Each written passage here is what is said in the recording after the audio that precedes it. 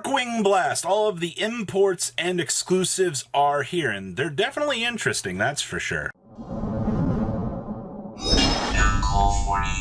Make sure you guys smash the crap out of that subscribe button so you guys don't miss out on more awesome content. 000. All face-up monsters your opponent currently controls cannot be attributed or used as material for a fusion, synchro, exceed, or link summon until the end of this turn. Well, that's actually a pretty good exclusive. You know what? I'll give you credit for this one, Konami.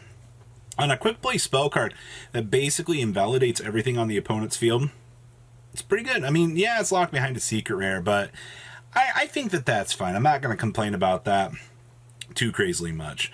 81, Bay Rock Dragon.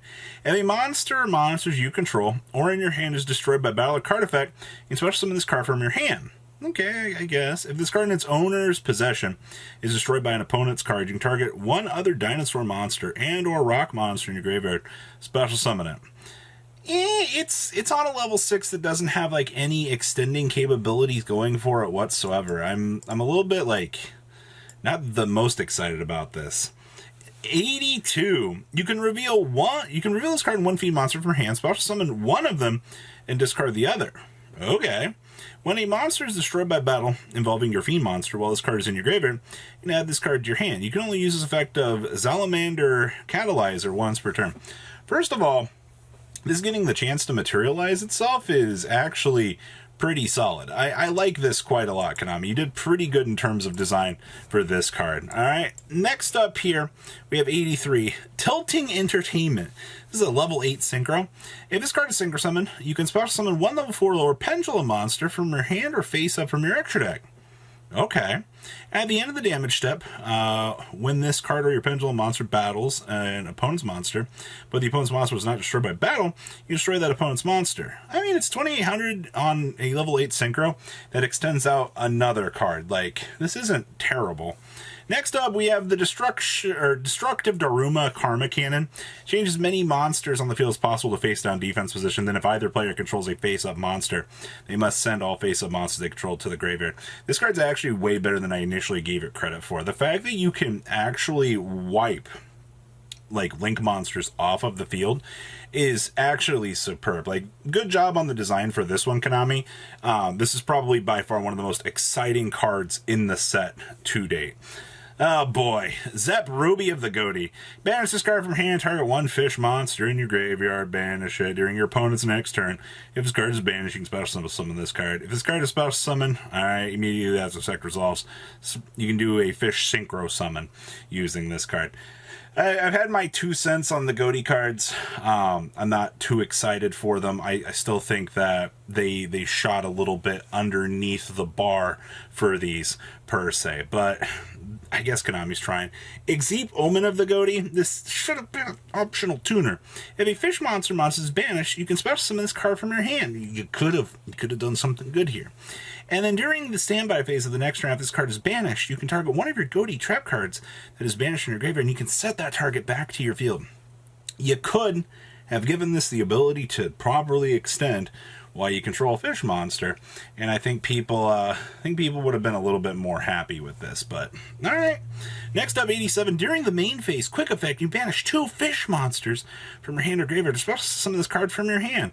I don't know why this is on a quick effect, but I guess if you need a body onto the field to synchro with, okay. If this card is special summoned, you target one face-up card on the field and banish it when it leaves the field. If this card is banished, you can banish one other fish monster, add this card to your hand. I mean, it's just a giant facilitator of banishing cards, I guess. Like, we could have done so much better here. This is the best card for Goatee, the Ari Pawn. 1 tuner plus 1 non-tuner. If this card is synchro summon, you banish a level 6 lower fish monster from your deck. I want to do some interesting things with this card because of that effect.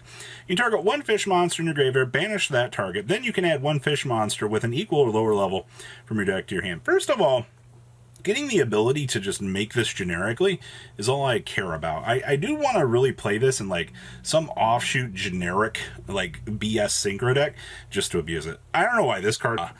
Ghoul Glim, the Spear of the Goatee. At the start of the damage step, if this card battles an opponent's monster, you can banish that opponent's monster. During your opponent's standby phase, you can banish this card. Then if all the monsters used for that summon are in the graveyard. You can special summon them, but banish them when they leave the field. It's a synchro monster that breaks itself down. Like, we could have done better here, Konami. Tisk tisk. 90 here, actually, more goatee support. Once again, I think they did okay with this. The goatee Cosmo. Apply these effects in sequence. 1 or more. Your fish monsters can't be destroyed by battle. 4 or more, the activation of your fish effects on your field cannot be negated. And then 8+, which is like the heaviest requirement here. You get the ability to do some really cute things with this, and then bring out a free fish friend here. So, I guess, right? Like, that's really what you care about, is this the ability to deploy a fusion or synchro, I suppose, man. 81, Goatee Fury. You can target one fish monster you control and one monster your opponent controls. Banish both until the next standby phase. If a fish monster monster special summoned to your field while any card is banished, you can banish this card from your graveyard or face up your spell and trap cards. And all of your fish monsters will gain 100 attack for each card currently banished. I'm glad this works for my opponent's cards in the grand scheme of things, because it could have been a whole lot worse for sure. But that's your goatee support. Ooh! Your Shiro of the Agua finally got the import. Target one water monster to graveyard. Apply one of these effects. Also, that's special summon for the rest of the turn except for water. Sure. Only if the target has a level until the end of the turn. This card's level also becomes the same as that monster. It's really good. Only if Umi is on the field, special summon that monster in defense position. You banish this card from your graveyard, target an Umi in your graveyard, and add it to your hand. The fact that you get recurability on this, the ability to level mod, which is okay, and the ability to special summon something from the graveyard. I love this card. Next up is the Amazoness Golden Webmaster. This is your pendulum scale.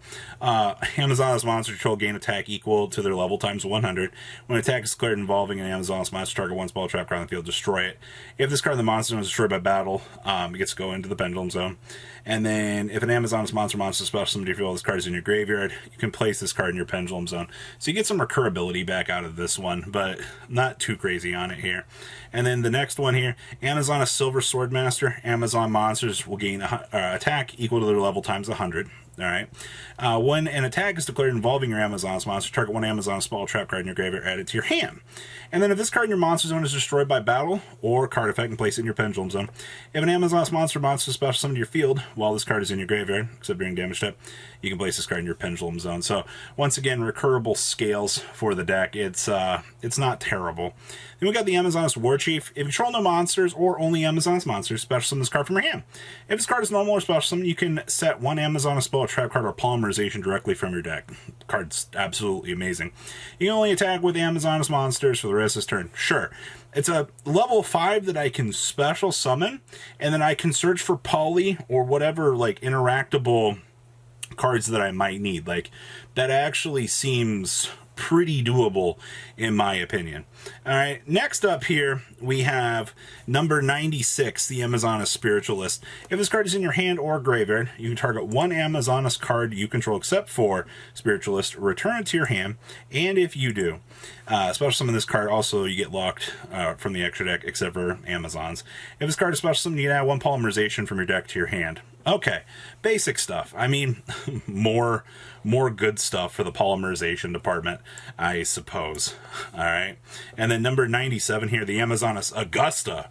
So this is your big fusion. Your opponent cannot target Amazoness cards you control with card effects. Also, those cards cannot be destroyed by your opponent's card effects. If this card was fusion summoned using Amazoness Empress or Amazoness Queen as material, it can make a second attack during each battle phase, and that can attack directly. So technically, if you have both scales up, you're going to get some massive damage in here, which is actually quite nice for this card. So overall, more good Amazoness stuff. And then we got the Amazoness Pet Liger King here, level 5 or higher Amazoness monster plus an Amazoness monster.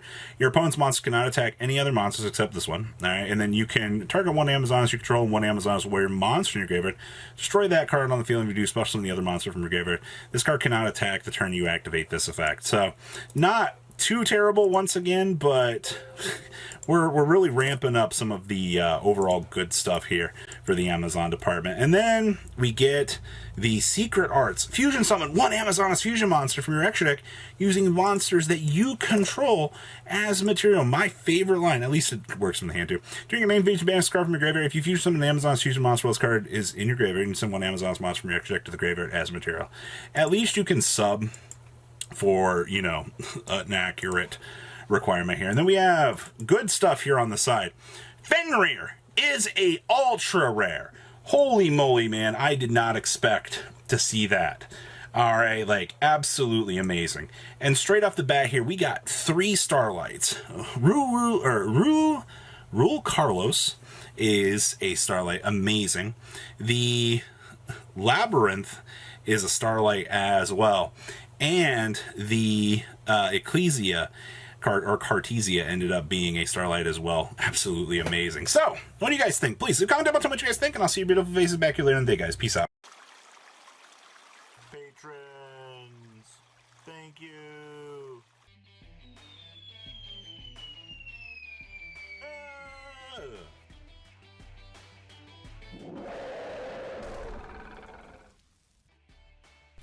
Thank you so much for watching. Check out these other videos.